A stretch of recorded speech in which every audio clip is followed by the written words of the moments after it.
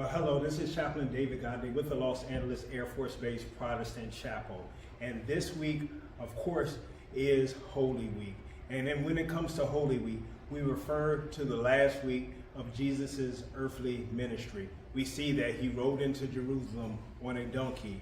And there were 7 last words that were uttered throughout this week as he was actually on the cross that we will be looking at this week. So the first one is from Luke 23 in verse 34. And what it says is, "Father, forgive them, for they know not what they do." Now, when you look at the ramifications of that particular verse as he was hanging on the cross, after already enduring an extreme amount of torture and pain, we see that he still had on his heart, he still had on his mind the forgiveness of his enemy, the ones that escorted him to the cross, if you will, the ones who hung him on the cross. He still had forgiveness first and foremost on his mind.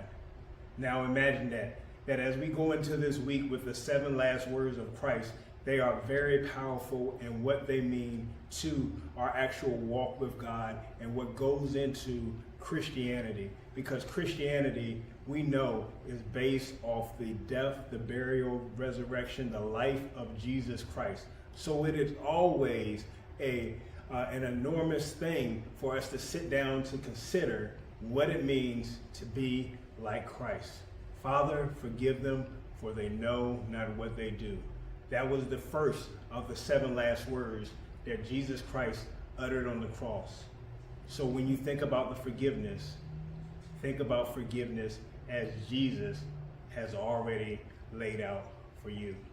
I think about forgiving them for they know not what they do, not just for the people who was torturing him and punishing him, but I also think about the things that I've done to him as well. I think about my wrongs and how he hung on the cross specifically for me.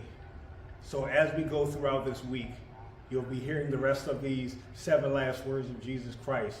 Allow them to sink into your heart and allow them to help you to remember what Christ did for you and what he did for me.